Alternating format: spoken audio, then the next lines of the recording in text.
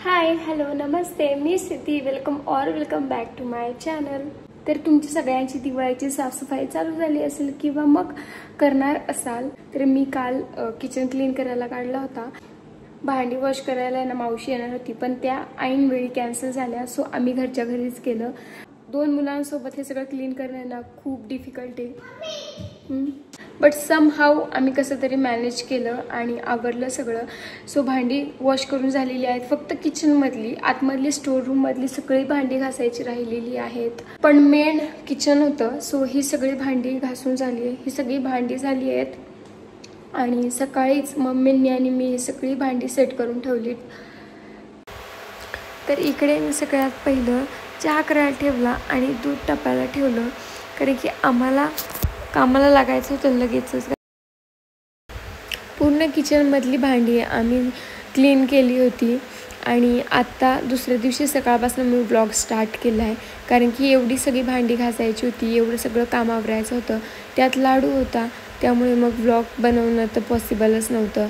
So आज भांडी लावतानाचा मी blog तुमच्यासोबत शेअर करते आहे. आणि तुम्ही बघा की लाडू किती त्रास देतो मला. तर ही फक्त किचनमधली भांडी आहेत आणि आणखीन स्टोर रूममधली भांडी क्लीन करायची राहिली होती. तर सगळं एकत्रच नको, नाहीतर मग खूप जास्त काम झालं असतं आणि या दोघांना बघून सगळं काम करणं म्हणजे खूप अवघड आहे. ॲक्च्युली आम्ही बाहेरून मावश्या घेणार होतो 2, पण ऐन टायमाला दिवाळीमुळे ना त्या आल्याच नाही, कारण की ऑलरेडी त्यांना दुसरीकडे जायचं होतं. पण आता त्या नाही आल्या म्हणून दिवाळीची साफसफाई नाही करणार असं तर होणार नाही. तर आपल्याला तर आपलं घर क्लीन करावंच लागतं, साफ ठेवावंच लागतं. सो मग आम्हीच घरातली सगळी भांडी काढली घासायला.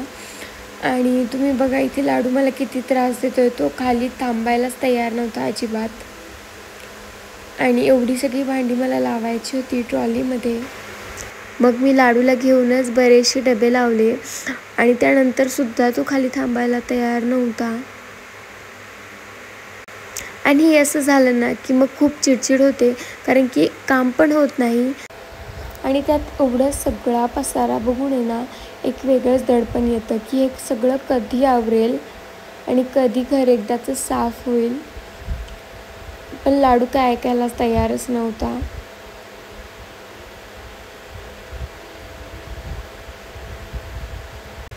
नंतर मग मम्मींनी लाडूला घेतलं आणि मग मी इथे पटकन भांडी लावून घेतले. आणि इकडे शिव मला मदत करत होता. मी त्याला जे जे सांगत होते तो मला पटकन आणून देत होता.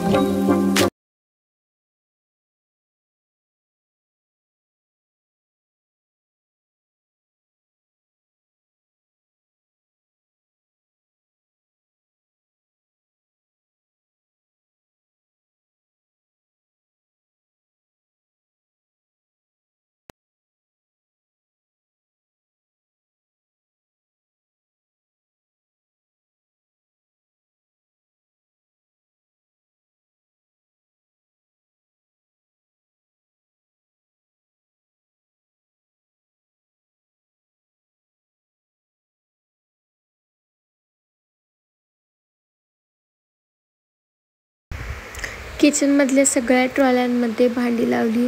त्यानंतर मग अवनमधली सगळी भांडी वॉश केली होती. अवनमधली भांडीसुद्धा परत लावून टाकली, कारण की ही मग इकडे तिकडे पडली ना की मग शिव खेळायला घेतो आणि बाहेर नेऊन ठेवतो. तर मग ती परत घरात येतच नाही, जिकडे जाईल तिकडे टाकून येतो. मग पुन्हा ती भांडी हरवण्यापेक्षा मी लगेच ती अवनमध्ये लावून टाकली. आणि बरीचशी भांडी लावून झाल्यानंतर लाडू उठला. सो लाडू ना खूप थोडाच वेळ झोपतो, फार तर 15 ते 20 मिनटं. फायनली अशा प्रकारे भांडी लावून झाली आणि इतकं छान क्लीन दिसतंय सगळं आवरल्यानंतर.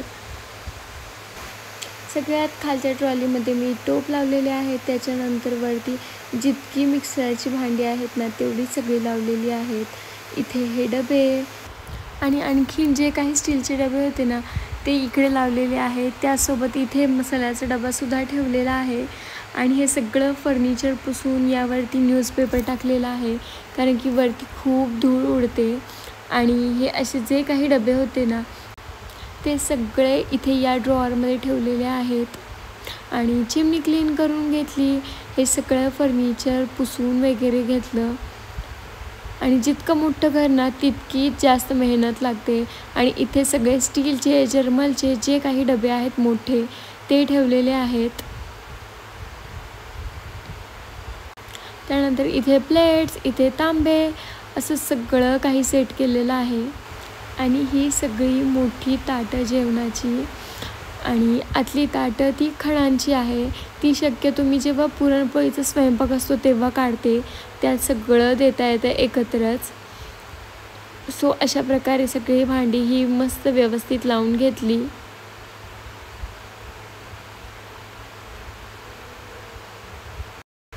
आणि ही एवढी स्टोअररूममधली भांडी अजून शिल्लक आहेत घासण्यासाठी.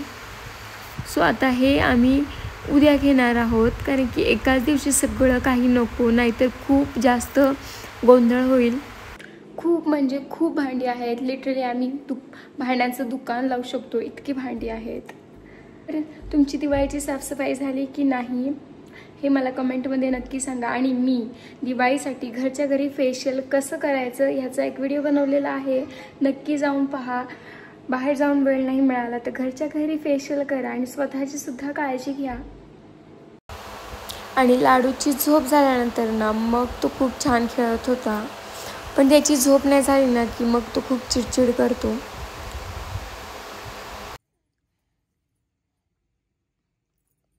अरे वा, अरे वा, अरे वा. मी सडकू का? मी सडकू का बाजूला? लाडूला किती दात आलेत. वाव. आंबा आंबा. तर हा आहे दुसरा दिवस. आणि स्टोअररूममधली सगळी भांडी काढली होती आणि ही सगळी घासून आता घरामध्ये आणलेली आहेत. आणि लाडू इथेच भांड्यांभोवतीच खेळतोय. तर आज लाडूने काहीच त्रास दिला नाही, पण काल लाडूने खूप त्रास दिला. पण आज तो मस्तपैकी भांड्यांमध्ये खेळतोय. आणि लाडू आता अजिबात रांगायला मागत नाही, अजिबातच नाही. कंटिन्यू चालत असतो चालत असतो चालत असतो. तर ती भांडी घासून होतात तोपर्यंत मी ते ही मांडणी आणि ही कडप्प्याची मांडणी हे दोन्हीही आणि हा ओटा हे सगळं क्लीन केलं. इथे इतका पसारा झाला होता. स्टोअररूम आहे त्यामुळे मग जे काही हातात मिळतं ते सगळं इथंच ठेवलं जातं, त्यामुळे इतका पसारा झाला होता. ते सगळं मी आवरलं. आणि आत्ता वेळ आहे ही सगळी भांडी पुन्हा इथे लावायची. आणि हे बघा लाडू आणि शिव दोघेही इथे माझी मदत करत आहेत. हा व्लॉग मी इथेच एंड करते.